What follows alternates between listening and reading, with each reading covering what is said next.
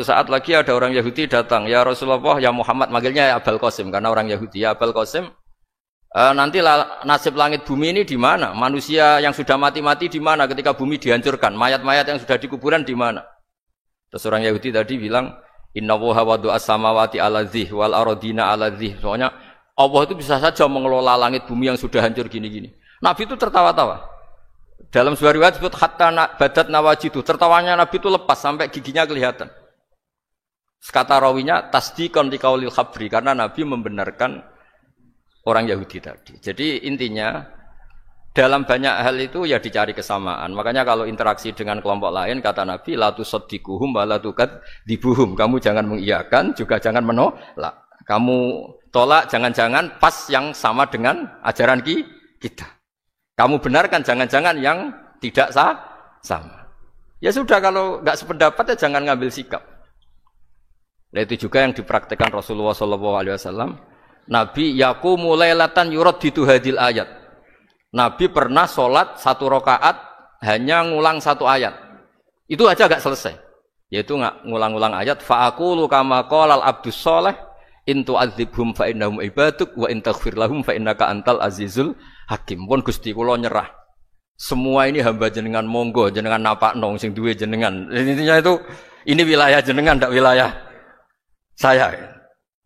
Nah kadang-kadang kita sebagai manusia itu jumawa seakan-akan itu wilayah kita. Kita nyiksa terserah kita, mengampuni ya terserah kita. Padahal tidak milik kita. Dunia ini milik Allah Subhanahu wa taala. Makanya yang terakhir saya ijazahkan ijazah bapak. Bapak saya itu orang hafal Quran, alim tapi lucu, senengannya guyon. Kalau ngajarkan saya tauhid, tasawuf itu gampang. Hak kamu punya tetangga, punya Innova. Terus kamu berpikir, kamu miskin berpikir. Itu pajaknya aja berapa? Kalau apa itu bannya sudah halus itu gantinya kayak apa, kalau rusak kayak apa. Terus kata bapak, ngora melok duwe kok mikir, ndak ikut punya kok mikir. Terus coba kamu enggak ikut punya Alphard. Terus saya mikir, wah itu pajaknya berapa Pak Martinus bisa dipakai beli motor kan? Pajaknya apa? Alphard ini. Oh enggak ikut punya kok. Nah, dunia itu rawekmu, mbok pikir lah apa ono sing duwe. Maksudnya itu, dunia itu milik Allah, apa kamu pikir itu milik yang punya gitu. Nah, itu yang dimaksud dalam ilmu tasawuf da'it tadbir fama qoma bi ghairuk la tuqim bihi nafsak. Sudah kamu enggak usah ikut campur. Itu wilayahnya Allah kata itu karena wong enggak ikut punya kok ikut mikir. Anda benci orang, benci sekali karena dia tauhid misalnya. Jangan-jangan Allah punya rencana memberi hidayah dia. Atau Allah punya rencana dari dia keluar orang-orang Islam yang soleh. Makanya ketika malakul jibal, ya Rasulullah saya disuruh Allah, terserah engkau. In syi'ta an udbiko alaihim al-akhshaben. Kalau engkau mau orang-orang yang mendustakan kamu saya hancurkan. Apa jawabannya Nabi? La, jangan. Bal arju ayyukhrijawah min aslabihim ma ya'budu wa la yusyriku bihi syai'an. Itu di Bukhari. Enggak, bisa saja sekarang dia kafir, anak turunnya jadi Islam. Dan betul. Abu Jahal punya anak Ikrimah. Abu Lahab punya anak Darrah. Walid itu musuh besarnya Nabi, punya anak Khalid. Ya sudahlah kita selalu berharap bahwa ini wilayahnya Allah. Sudah kita berharap. Agama ini bagi yang selalu punya harapan. Limangkana yarjuwa. Orang yang selalu punya harapan. Kita berharap tambah hari tambah baik, tambah damai, tambah kondusif, tambah segalanya baik. Dan saya seperti ini juga ingin ikhlas dan akan selalu ikhlas. Ya saya sering bilang kalau pejabat mau sini itu sering tak ngel-ngel. Saya ini sudah ingin Indonesia itu baik itu tanpa diminta. Kalau diminta itu malah seakan-akan saya belum melakukan. Ini kan. Sudah saya lakukan kok baru minta. Karena ini wilayah kita semua, artinya ingin baik itu keinginan kita semua. Status kita. Kata Sayyid Zabidi dalam kitab Ithaf, keinginan baik itu syakhsiyatuk wa haqiqatuk. Itu kamu sekali. Manusia itu kan kata Allah Taala, saya pertama menciptakan manusia itu hunafa, orang yang berkeinginan baik. Baru digoda setan terus macam-macam. Jadi keinginan baik itu haqiqatuk wa syakhsiyatuk. Itu kamu sekali. Ingin baik itu kamu sekali.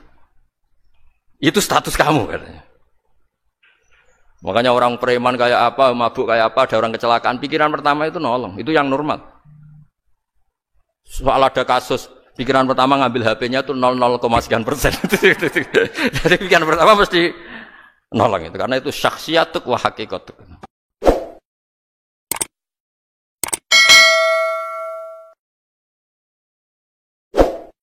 Kalau kamu berdoa, Itu yang tadarruk. Tadarruk itu ya yang sangat sopan, wa khufya secara diam-diam atau secara enggak berlebihan. Terus hanya ayat innahu la yuhibbul mu'tadin. Allah itu tidak suka orang yang melewati batas. Itu termasuk melewati batas dalam doa karena ada unsur mendikte Allah. Saya memberi contoh tadi. Misalnya kita sebagai cowok berdoa ya Allah saya ingin punya istri cantik, sholihah, nasabnya baik, gak pernah cerewet, gak pernah apa. Itu kan nanti nyarinya juga susah. Nanti kalau Allah menjabatkan itu adanya di surga, ning donya ora payu rabi, kira-kira. Nah itu sudah berlebihan. Terus kalau ada ulama mengatakan doa itu mukhul ibadah. Itu maksudnya gini. Doa itu bukti kita minta. Minta itu bukti kita lemah. Nah merasa lemah itu sudah bagian dari ibadah. Makanya masyhur itu syairnya Abdul Al-Haddad itu. Fadu'ai wabdihali dalilun li fiftikori. Jadi saya berdoa itu hanya sebagai bukti saya butuh Allah. Saya sendiri tidak punya kepentingan mustajab apa enggak. Jadi wali-wali yang mengatakan doa itu mukhul ibadah, sebetulnya itu malah wali-wali yang dari awal gak kelintas disembadani apa enggak. Butuhnya dia itu menunjukkan bahwa saya ini lemah. Buktinya, posisinya minta. Itu yang dimaksud mukhul ibadah. Tapi kalau kita berdoa terus posisi kita protes. Katanya kamu baik ya Allah, engkau baik. Ternyata enggak juga. Buktinya semua doa saya enggak kamu kabulkan. Wah, ini malah doa kriminal. Jadi yang dimaksud mukhul ibadah itu doa, itu bukti minta itu bukti lemah. Makanya ada syairnya Abdul Al-Haddad maksud fadu'a ibabdihali dalilun li fiftikor. Jadi saya minta engkau ya Allah itu bukti saya butuh. Jadi itu bukan dua hal yang harus dipertentangkan. Jadi kalau doa dikatakan apa? Ibadah karena di doa itu minta. Nah, minta itu bukti merasa kita lemah. Berarti kita sa'il Allah mas'ul. Kita minta Allah yang kita mintain. Kita menengadah Allah yang berposisi memberi. Itu saja sudah cukup sebagai ibadah. Meskipun doa kita tidak mustajab. Karena memang tadi seperti itu. Kalau di ilmu-ilmu tasawuf itu apa ya? Doa itu memang benar-benar sudah mukhul ibadah. Karena tadi perasaan merasa butuh sama Allah itu. Nah, merasa butuh itu, nah kalau kita berdoa merasa butuh sama yang kita minta, itu dalam ilmu tasawuf sudah kriminal, berarti kamu lebih butuh makhluknya. Misalnya begini ya, saya ingin punya rumah bagus, terus setelah punya rumah kredit saya utangnya banyak. Sebetulnya saya itu tidak pernah ingat Allah, gara-gara utang banyak, kredit jatuh tempo, terus melibatkan Allah. Ya Allah saya ini utang banyak, ini, terus tolong dibayar. Sebetulnya saya itu ingat utang. Cuma Allah tak libatkan kan. Lah itu tidak akan jadi wali. Yang jenis ini tidak akan jadi wali. Saya ingin jadi dosen. Melibatkan siapa ya nanya? Melibatkan Allah. Terus malam-malam bangun melibatkan Allah. Itu artinya apa? Kamu itu lebih ingin yang kamu minta ketimbang ingin Allah. Kalau wali itu enggak gitu. Kangen Allah. Terus tahu Allah itu zat pemberi. Karena tahu Allah zat pemberi terus minta. Maka yang dikangen itu ya Allahnya dulu. Kalau kita kan enggak. Punya kasus dulu, punya keinginan banyak dulu. Baru ingat siapa yang bisa ya. Oh Allah. Allah kita libatkan. Ya untungnya Allah baik. Mau ramal utang, bukan mikir. Untungnya Allah enggak jawab itu. Jadi itu bedanya wali. Kalau wali itu kangen Allah dulu. Baru minta. Kalau kita enggak. Banyak masalah dulu. Baru melibatkan Allah. Nah yang jenis ini tuh bahaya, kalau nggak disembadani mesti ngomel ya. Gusti katanya kalau yang minta kamu kabulkan, ternyata ini enggak. Nanti kalau Allah jawab, kamu itu tidak kangen saya, kamu itu kangen uang, kangen perempuan cantik yang kamu inginkan.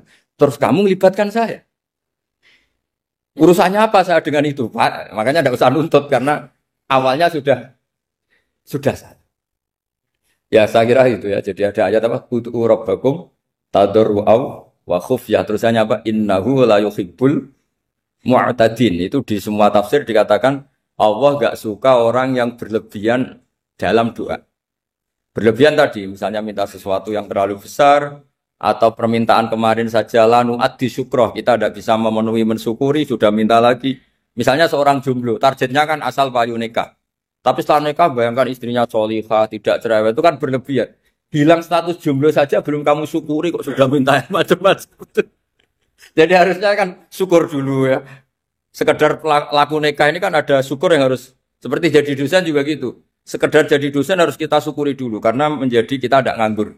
Itu kan satu harkat sosial yang luar biasa. Jangan tahu-tahu sudah hari kedua cari intensif, cari ini itu, syukurnya aja belum sudah kemana-mana. Lah itu sudah mu'tadin, sudah melebihi apa? Batas. Ya saya kira. Jadi begini ya masalah pendidikan ya. Kalau saya jawab pakai ilmu hakikat saja karena ini keahlian saya. Sebetulnya begini ya, kalau misalnya itu ya subjektif juga, misalnya bilang rata-rata alumni pondok ini sukses, alumni kampus ini sukses, yang ini tidak sukses, itu satu pasti subjektif. Karena biasanya yang diterkenalkan ya yang sukses-sukses. Sama saya punya tetangga dari pondok yang Anda sebut itu kebetulan tidak sukses semua. Itu jantung saya sampai ngeluh. Saya ini gimana kok? Ya, ya sudah seperti itu kan subjektif. Tapi menyangkut pendidikan itu begini ya, menyangkut hasil dari pendidikan itu. Andai kan kita bicara ilmu hakikat, misalnya kita mondok gitu, mondok kemudian jadi orang miskin, jadi orang yang menurut orang banyak tidak berguna di masyarakat. Ternyata kita ini orang yang kelihatan tidak punya karir, tapi kalau malam sujud sama Allah. Punya anak niat memperbanyak orang sujud, terus punya ibu yang sakit-sakitan kita rawat. Meskipun kita tidak jadi dosen, tidak jadi menteri. Tapi indah Allah itu luar biasa karena berstatus ngerawat ibu, ngerawat anak, ngerawat istri. Nah Islam itu datang dengan jargon-jargon seperti itu. Sehingga Nabi kalau muji itu ada Uwais Al-Qarni, ini orang yang luar biasa. Ternyata dia itu punya ibu lumpuh yang kalau kemana-mana harus digendong. Ketika tetangga-tetangganya berhasil sowan Rasulullah itu Uwais Al-Qarni tidak bisa. Karena setiap ibunya dipamitin mau sowan ke Rasulullah itu sama ibunya nggak boleh. Tapi apa yang terjadi? Justru dipuji-puji Nabi sebaik-baiknya kurun.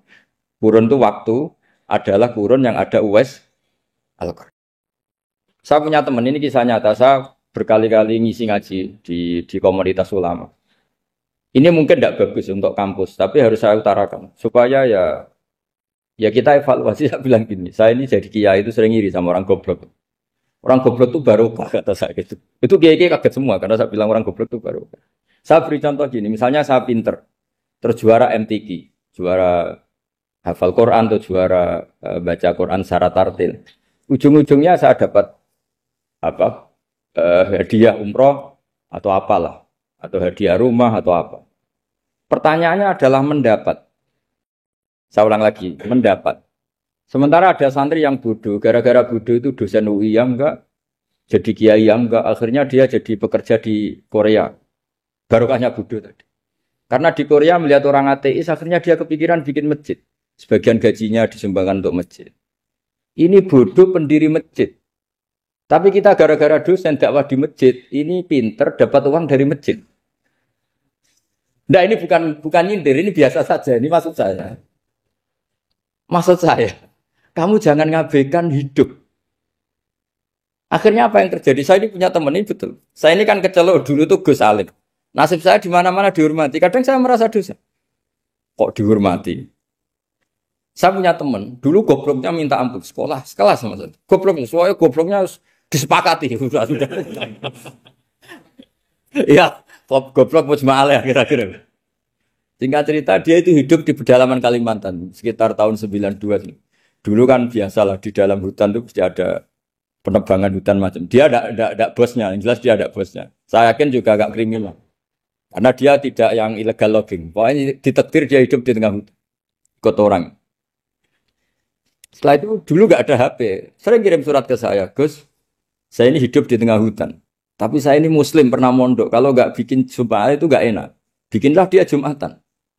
Nah karena dia pernah ngaji fikih Syafi'i, kalau Jumatan nggak ada orang 40 itu harusnya zuhur, tidak Jumatan. Tapi orang yang kerja di situ tidak mau. Wong dino Jumat kok zuhuran loh Pak. Kalau dino Jumat ya Jumatan ya. Tanya saya, Gus itu kalau ada kaulnya enggak supaya Jumatan ndak orang 40 sah. Singkat cerita dia lama-lama jadi pendiri masjid di situ. Dia punya sedikit gaji ya dipakai masjid, punya sedikit tanah diwakafkan untuk masjid. Artinya apa? Indah Allah ini banyak orang bodoh, ternyata di komunitasnya dia muassis, pendiri, pemberi. Sementara kita yang kecelok pinter, dapat umroh, dapat bonus. Kira-kira nanti kita ketemu Allah. Kamu pernah nyumbang Islam apa? Yang bodoh jawab, oh nanti Gusti bikin masjid di pedalaman. Kita yang pinter. Kayaknya kalau memberi enggak lah Gusti. Reputasinya mendapat. Ketika Nabi memenangkan perang Badar, itu ada Asra Badrin, tawanan-tawanan perang Badar. Nabi suka musyawarah, suka rembukan. Ya Abu Bakrin, menurut kamu tawanan ini diapakan? Kata Abu Bakar, hum asyiratuka. Mereka itu keluarga engkau, orang-orang Quraisy. Ya dibebaskan saja. Pakai tebusan. Nanti uang itu kita kelola supaya jadi penguat Islam. Dan orang-orang ini merasa utang jasa karena harusnya dibunuh tapi kita bebaskan. Terus tanya, bagaimana kamu ya Umar menurut kamu? Kata Umar, ini kan orang-orang yang dulu ingin bunuh kamu. Yang ingin menghabisi jenengan, ingin dan sudah ngusir jenengan. Ya setelah ketangkap ya dibunuh kok repot. Apa kata Rasulullah? Rasulullah spontan ngendikan, inna masalah kayak Abu Bakrin kama sali Ibrahim. Kamu ibarat kayak Nabi Ibrahim. Izqala faman tabi'ani fa innahu minni wa man asani fa innakal ghafurur rahim. Jadi Nabi Ibrahim itu unik. Melihat umat itu sesyafakoh itu. Syafakoh itu banget sayangnya. Nabi Ibrahim cara berpikir, faman tabi'ani fa innahu minni. Orang yang ikut saya ya Allah pasti golongan saya. Tentu layak masuk surga. Wa man asani, orang yang mendurhakai saya, fa innakal ghafurur rahim. Engkau Maha Pengampun. Bukan yang mendurhakai langsung masuk neraka, enggak. Engkau Maha Pengampun. Wa masalu kaya Umar kama salin Nuh. Isqala rabbil tadzar ala ardi minal kafirin dajjal. Umar, kamu mirip Nabi Nuh. Inginnya semua orang kafir dihabisin. Ya masyhur kan Nabi Nuh itu enggak ingin ada orang kafir sampai ada banjir tufan. Nah kalau sampean tanya bedanya apa dengan garis keras sekarang? Bedanya ya beda sekali. Kalau Nabi Nuh benci sama orang kafir itu diserahkan yang punya. Sehingga yang punya yaitu Allah yang menghukum dengan banjir bandang. Tapi kalau kita kan kadang kita bertindak sendiri. Jadi potensi disalahkan. Yang jelas dalam hadis-hadis sahih, Nabi Nuh itu tidak bisa mensyafaati karena itu. Ketika diminta syafaat, ini hadis sahih bukan ada di Bukhari, ada di Muslim. Karena biasanya kalau di kota itu ditanya, ini sahih enggak? Untungnya yang tanya kadang enggak paham, ini alhamdulillahnya. Jadi wah repot. Nabi Nuh itu diantara sebabnya enggak bisa mensyafaati adalah pernah corong Jawa masukno kaume. Kalau dalam bahasa Arab itu da'a li Zaidin berarti mendoakan positif. Kalau da'a la Zaidin mendoakan negatif. Kalau orang Jawa itu ada doa, ada pasot. Nabi Nuh adalah orang yang pernah masukkan kaumnya. Nah, saya cerita sedikit tentang Nabi Nuh dan Nabi Ibrahim. Nabi Ibrahim dianggap tadi cerminannya Abu Bakar, dianggap niru Ibrahim, cerminannya Umar, dianggap niru Nabi siapa? Nabi Nuh. Lalu kalau sampean tanya, bedanya gimana? Begini logikanya. Kita mengkaji secara akademik begini. Ada ulama besar, namanya Abdul Hasan Asyadzili, itu masyhur di Indonesia menjadi Thariqah Asyadziliyah. Terus ada seorang muridnya minta gini, ya Abdul Hasan Asyadzili, tolong saya dikasih ijazah supaya saya tidak pernah maksiat di bumi ini. Karena saya takut sama Allah, kalau saya maksiat itu merasa tidak nyaman dengan Allah. Abdul Hasan Asyadzili ini malah marah besar. Atuhibbu alla tadhharu maghfiratu. Kalau kamu tidak pernah maksiat, berarti kamu suka maghfirahnya Allah Ta'ala itu tidak kelihatan. Karena tidak ada yang maksiat. Tapi bukan dukung kamu yang tidak ada. Ini cerita ilmiah. Tapi kalau Sayyid Abdul Al-Haddad, itu kebalikannya. Ada orang fasik gitu, hidup berkeliaran, mengganggu masyarakat, ganggu ketertiban agama. Ada kiai atau siapa gitu mendoakan supaya tobat atau dikasih panjang umur supaya nanti bisa tobat.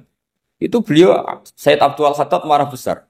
Man da'a li fasikin bil baqa faqad ahabba ayyusawahu fi ardi. Orang yang mendoakan orang fasik hidup berarti dia suka Allah dimaksiati di buminya. Jadi akhirnya jadi kutub besar, yang satu Sadziliyah, yang satu Haddadi. Kenapa ya? Karena tadi yang satu cerminan Nabi Isa, yang satu cerminan Nabi Yahya. Sebagaimana sabda Rasulullah tadi, ulama ummati ka anbiya'i bani Israil. Juga masyhur dalam aplikasi pengajaran juga gitu. Masyhur sekali dalam kitab-kitab diceritakan. Kalau Sayyid Abdul Haddad, kalau ada orang sowan itu, kamu ngaji sama siapa? Sama si A. Itu. Pernah nangis gak pas ngajar? Gak pernah. Udah gak terus, gak usah diterusin ngaji orang seperti itu. Hatinya atas ya. Wong orang iso nangis ya. Tapi kalau Abu Hasan Asadili kebalikan. Kamu ngaji sama siapa? Sama si A. Pernah tertawa enggak kalau ngaji? Enggak pernah. Udah, enggak usah ngaji sama orang itu. Orang enggak bisa syukur. Jadi jadi itu manhaj besar. Nah akhirnya orang-orang kayak kita ini enggak jelas semua. Nangis ya bisa, syukur, guyu ya bisa. Cuma celakanya kalau kita nangis karena tidak punya uang, kalau guyu karena punya uang. Itu masalahnya. Tapi kalau wali-wali dulu enggak. Kalau senyum ya karena saking yakin rahmatnya Allah itu wasiat rahmatu. Kalau nangis, ya karena takut azabnya Allah. Kalau kita kan enggak, sangat-sangat materialistik. Ini yang membedakan kita. Sebenarnya nangis dan senyum itu satu keharusan, karena Allah punya madharul jalal. Ketika Allah dengan sifat keagungannya, maka kita ini coro Jawa serako bersenyum. Tapi Allah itu kadang sebagai madharul jamal. Adanya satu keasikan. Sehingga yang merengut itu yang salah. Makanya dalam ilmu tasawuf, kutub wali itu hanya dua. Allah dengan madharul jalal, dengan Allah yang madharul jamal. Contoh madharul jalal misalnya gini. Ketika Nabi Musa ingin melihat Allah, saking kangennya ingin melihat Allah, Rabbi arini anzur ilaik. Ya Allah, saya beri hak untuk melihat engkau.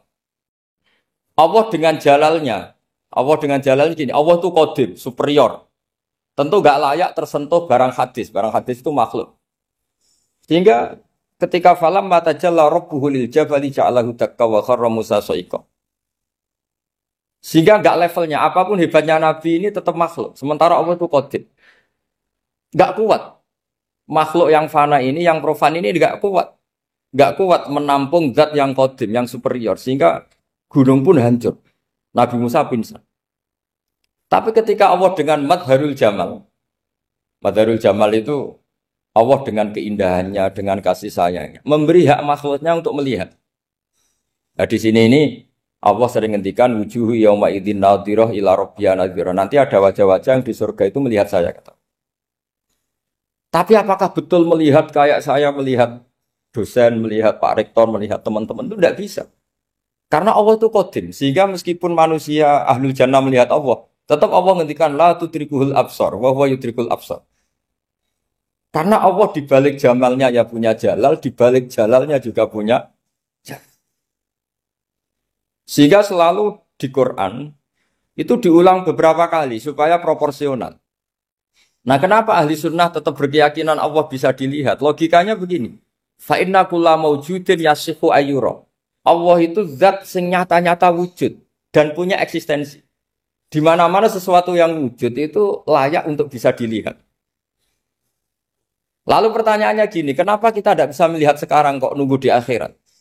Karena mata kita sekarang itu profan, fana. Sementara kita setelah di surga, tubuh kita didesain abadi. Ya saya ulang lagi ya, setelah kita di surga, semua fisik kita ini didesain abadi. Tentu karena desainnya sudah abadi, layak melihat zat yang abadi. Tapi pertanyaannya, kenapa tidak bisa ikhatoh, tidak bisa melihat sampai faham, la tudrikul absar? Karena abadi kita itu diabadikan. Sebagaimana surga abadinya diabadikan. Neraka ya diabadikan. Sementara Allah abadi dengan dirinya sendiri. Yaitu Al-Qayyum. Atau dalam bahasa ngajinya Qiyamuhu binafs. Nah lalu pertanyaan, makanya Mu'tazilah itu menentang betul kalau orang di surga bisa melihat Allah. Cara berpikir Mu'tazilah, melihat itu artinya yang dilihat ada arahnya. Sementara Allah terbebas dari arah. Tapi kata ahli sunnah cara berpikir tidak seperti itu.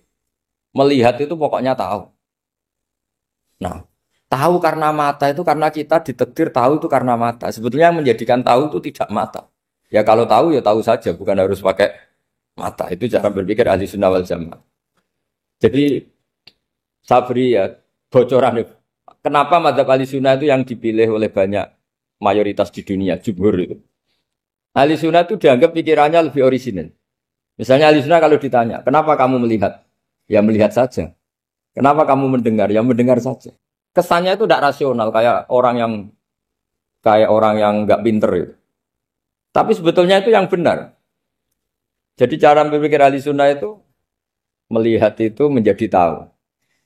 Menjadi tahu itu bisa karena mendengar, bisa karena melihat, bisa karena dikasih tahu, bisa karena bersentuhan.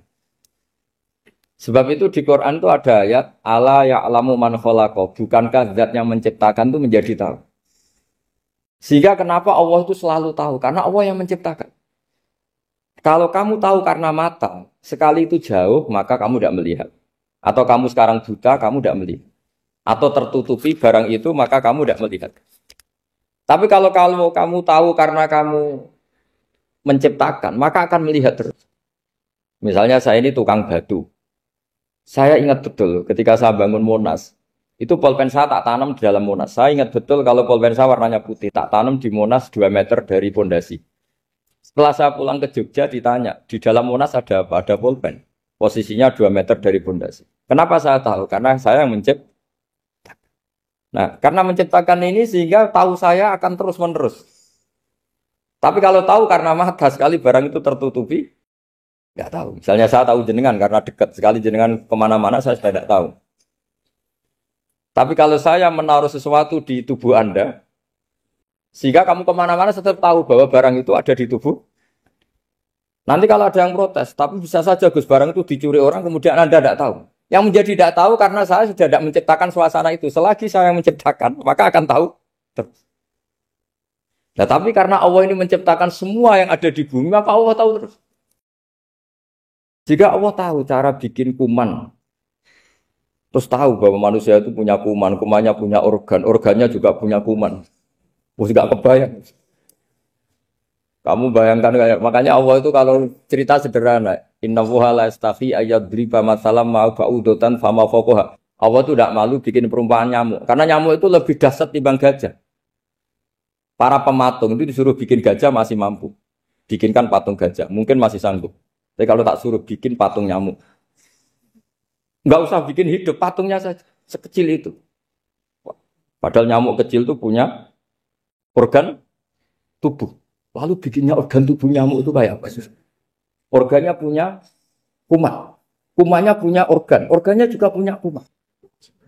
Sehingga orang-orang alim itu baca nyamuk itu lebih jadi ayat Allah ketimbang melihat dinosaurus. Tapi sekarang orang itu nggak tertarik ceritanya.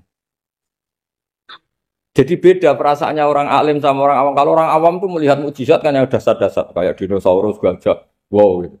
Kalau orang alim nggak, malah melihat nyamuk. Kealiman seperti itu terjaga di umatnya Muhammad, di umatnya Rasulullah Muhammad SAW. Karena ketika umat ini nggak ditumbuhi para nabi, itu Allah menjamin Muhammad, ulama umatmu nanti punya kemampuan seperti nabi. Tentu tidak dalam keutamaan ya, keutamaan tentu nggak sekelas sama nabi. Kenapa itu terjadi? Karena tadi para nabi ini mewakili sekian. Kalau kita sangat mencintai Indonesia, maka kita akan tegas siapapun yang ingin menghancurkan Indonesia. Itu kira-kira cerminan Nabi Nuh. Kalau kita sangat mencintai Allah, maka kita akan benci sebenci-bencinya sama orang yang mendurhakai Allah. Tapi masalahnya, Allah yang kita cintai itu memaklumatkan diri kalau bersifat ghafur, pengampun. Sehingga kalau kita terlalu kasar, ini kan yang kita cintai bersifat ghafur kok kita kasar. Di sini Nabi Ibrahim. Beliau sangat mantel sekali sama yang durhaka sama Allah. Tapi mau mantel gimana? Zat yang mengajarkan itu bersifat ghafur. Maka kita mau tidak mau. Makanya ada riwayat mengatakan takhallaku bi akhlaqillah. Kamu bertata krama kayak akhlaknya Allah. Akhirnya ya sudah. Kita mau apa coba? Kira-kira kalau kamu mencintai seseorang, itu potensinya kan dua. Protektif. Ada telepon itu dari siapa? Cewek atau cowok, protektif. Itu bukti cinta apa bukti suudon kan tidak tahu. Tapi misalnya kamu cinta perempuan terus WA-an sama lelaki nggak apa-apa, jalan sama lelaki nggak apa-apa, sama masa lalunya pacarnya juga nggak apa-apa. Itu cinta apa pembiaran? Kan sama-sama nggak jelas. Nah kira-kira mencintai Allah itu kira-kira analoginya seperti itu. Kalau yang satu protektif, Allah harus zat satu-satunya yang disembah.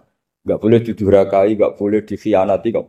Sehingga ini sangat keras sekali. Nah, ini Nabi Nuh. Di sini ada Nabi Ibrahim. Karena orang yang zat yang kita cintai bersifat ghafur. Jika kalau kita terlalu tegas beda dengan sifatnya Allah yang bersifat ghafur. Nah umatnya Nabi seperti itu mulai dulu. Ada yang moderat, ada yang keras, ada yang setengah keras, setengah moderat. Ada yang ngambil sikap, oh udah mangan turu, ngenteni mati. Itu lebih baik itu timbang punya ijtihad tapi gak jelas mendingan. Itu ada riwayatnya, suatu saat ibadah akhir umatku terbaik adalah tidur. Maksudnya tidur itu gak ngambil sikap, majur itu. Saya beri riwayat yang ada di Bukhari Muslim. Satakunu fitanun.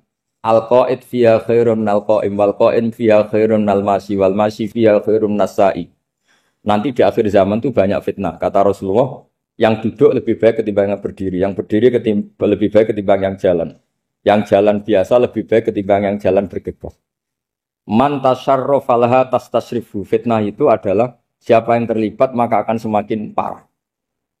Sehingga semenjak itu ulama berpikir nanti di akhir zaman kalau ada fitnah, itu sebaiknya orang ngambil sikap sepasif-pasifnya, secuek-cueknya. Jadi semua syurahul hadis sepakat, makna hadis ini apa? Orang disuruh sikap secuek-cuek. Misalnya pilihan presiden, contoh kecil pilihan presiden. Mungkin para intelektual nggak merasa, tapi kalau ulama itu cara berpikir beda. Pilihan presiden, kamu fanatik milih A, yang satu fanatik milih B. Ya presiden atau bupati atau gubernur. Terus yang satu bilang gini, wah kalau nggak di presiden A, nggak di bupati A, nggak di gubernur A, negara ini rusak. Mungkin betul dari segi jejak rekamnya A ini bagus. Tapi pertanyaannya secara tauhid, bagaimana Anda menggantungkan kesejahteraan sama makhluk? Kamu nggak pernah terusik begitu kan para intelektual? Itu kan melukai. Bagaimana mungkin Anda menggantungkan kesejahteraan dengan seorang makhluk? Wah kalau di presiden A pasti Indonesia makmur, kalau bupati A pasti Sleman makmur, pasti Bantul makmur. Nah, bagaimana mungkin makhluk yang sedang soleh kamu pastikan selalu soleh? Wong dia makhluk bisa berubah. Sementara yang B misalnya fasik, wah kalau dipimpin B pasti rusak negara. Bagaimana kamu pastikan B yang fasik selalu fasik? Biar aja dia husnul Fatimah, yang fasik pas mimpin jadi soleh, yang soleh pas mimpin jadi fasik. Akhirnya ulama karena tahu sifat manusia itu baru badan kendali di tangan Allah. Sikapnya nggak jelas. Saya ini termasuk orang yang terkenal nggak jelas. Karena kalau ditanya, Gus sampean milih presiden mana, bakti mana? Sanut pangeran sing dadi aku loyalin. Wah, anut pangeran yo kacau. Wah, luwih kacau menan anut pangeran kan. Ini kan sudah tidak sambung karena pikirannya ulama. Memang nggak beda, cara berpikir ulama itu beda. Bahkan bapak saya itu kalau didik saya itu begini. Kalau meseli saya atau ngirim saya dulu itu kan pakai mes. Ini uang kamu 500.000 untuk kamu. Mesti ditambahi 100.000 ini untuk buat jajan sama teman-teman. Mesti ada uang pokok, ada uang sodako. Dulu saya sering tanya, kenapa bapak sangat menghormati teman-teman saya? Kata bapak, kowe mondok iku aku ora iso nyukupi, sing iso nyukupi ya kanca-kanca. Ternyata betul, rata-rata anak kuliah atau anak mondok, uang pribadinya kan 8 hari dari dikirim sudah habis. Berarti kan masih 22 hari kok bisa hidup itu kan barokahnya teman-teman itu. Malah yang agak beling itu 1 hari sudah habis, berarti ada 29 yang bergantung sana sini. Sehingga Nabi dulu cara ngendikan itu unik. Kata Nabi, da'un nasa yarzuqu wahu ba'duhum ba'du. Manusia barnawa, enggak saling memberi rezeki. Ketika ada collab, Medina itu pernah collab, terus sekarang pernah defisit.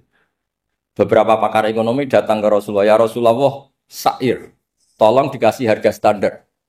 Tapi apa jawabannya Nabi? La tusairu fa inna Allaha huwal musair. Kamu jangan kasih harga, Allah sendiri yang menentukan harga itu. Terus kata Nabi, kenapa engkau begitu ya Rasulullah? Ini negara harus ditentukan harga karena gini-gini. Kata Nabi, saya tidak ingin ketemu Allah dalam keadaan dolim. Tapi ini tentu di teori ilmu modern ini masalah. Tapi menurut orang modern. Tapi kalau menurut ilmu hakikat itu nggak akan masalah. Misalnya, kenapa Nabi tidak menentukan harga dalam keadaan negara seperti itu? Jawabannya pakar-pakar hakikat. Ya saya ulang lagi pakar-pakar hakikat. Begini, misalnya ada orang menimbun supaya nanti harganya mahal. Terus ditimbun terus.